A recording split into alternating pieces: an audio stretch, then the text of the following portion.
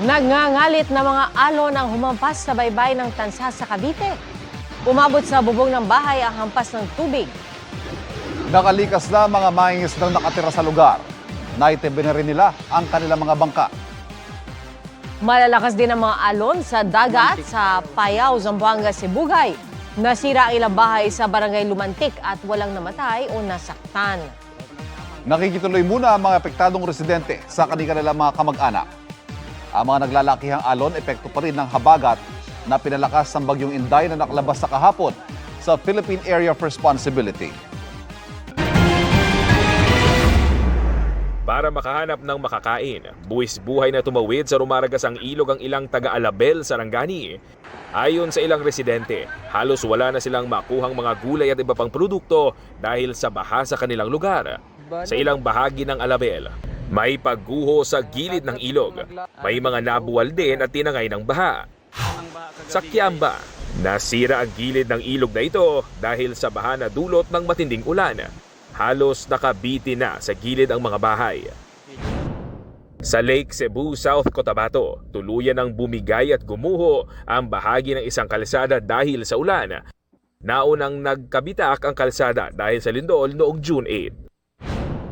Kita sa mapang inilabas ng Philippine Space Agency ang mga rehiyon sa Mindanao na apektado ng matinding pagbaha dulot ng habagat na pinalakas ng bagyong Inday. Maraming naitalang pagbaha sa Bangsamoro. Hanggang Visayas na merwisyo ang masamang panahon. Bumaha sa Boracay kasama ang isang sikat na shopping center sa isla. Dahil sa tindi ng ulan at hangin, nasira ang hanging bridge na ito sa Leon, Iloilo. Hanggang dibdib ang baha sa dalawang barangay sa Tigbawan, Iloilo. Ang isang pamilya na trap sa bubong ng kanilang bahay. Masaka sa babatok. Boy-boy ang 30 minutes kami sa babatok. Pikulbahan kayo yung tama ka basko kang current pala. Apektado rin ang mataas na level ng tubig ang mga residente na nakatira malapit sa ilog. Dalawang bahay ang natangay ng tubig sa ilog. Ang balay ba anak kabata ko dya. Daruagid sanda. Gat gaingad sanda nga duwa mo. Paano na ba, ma'am, kagabi? Ay ti dako tubig sir dako. Dangat pag ni tubig sa balay namo nga mo kataas. Sa Antique, pinasok ng tubig baha ang ilang bahay sa Bugasong. Stranded ang ilang residente dahil sa taas ng level ng tubig baha sa mga kalsada. Sa pinakahuling datos ng NDRRMC, 18 na ang nasawi sa masamang panahong epekto ng habagat na pinalakas ng bagyong Inday. Mga biktima sila ng pagguho at pagkalunod. 7 ang sugatan, 12 ang nawawala. Mula sa GMA Regional TV, John Sala. Nakatutok, 24 oras. Kahit humina na ang ulang dulot ng habagat, lubog sa baha ang ilang bayan sa Pampanga. Mula sa Macabebe, nakatutok live si Jamie Santos. Jamie.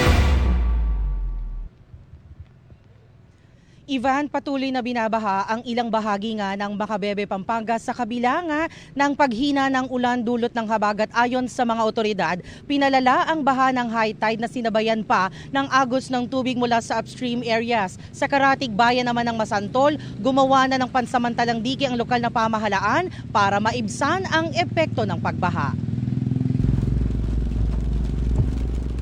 Nananatiling problema ang baha sa 17 barangay sa Macabebe, Pampanga. Sa barangay San Gabriel, may mga residenteng gumawa na ng improvised tulay sa kanilang bahay para di lumusong sa baha. May mga namimingwit sa gilid ng kalsada dahil umapaw ang mga palaisdaan at palayan. Sir, anong isda po nakukuha nyo dyan? Arroyo saka bayan. Business as usual naman sa supermarket na ito kahit binaha.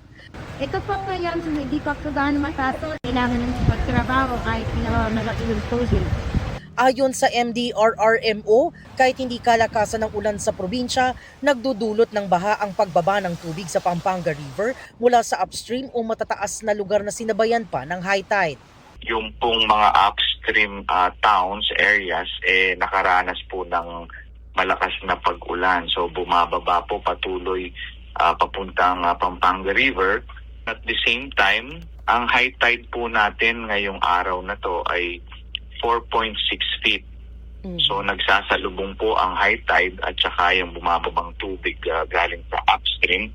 Kaya po lumalaki yung tubig dito sa mga barangays ng Macabebe. Bukas hanggang Huwebes, inaasahang tataas pa ang high tide sa 4.9 feet hanggang 5.2 feet. Suspendido na ang klase bukas sa mga coastal barangay ng Macabebe.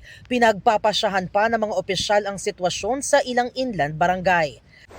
Sa Masantol, Pampanga na problema rin ng baha, naglagay ang LGU ng pansamantalang dike na gawa sa kawayan, lupa at tarpaulin.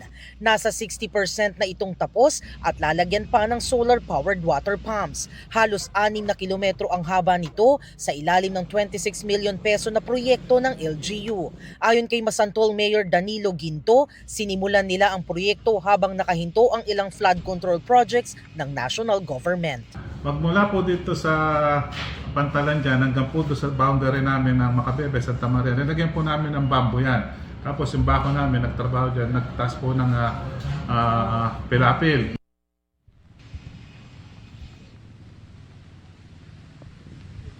Ivan, patuloy na binabantayan ng mga otoridad ang sitwasyon sa Masantol at dito nga sa Macabebe, Pampanga. Pinapayuhan din nila yung mga residente na manatiling alerto at sundin ang abiso ng kanilang lokal na pamahalaan. At yan ang latest mula rito sa Macabebe, Pampanga. Balik sa iyo, Ivan.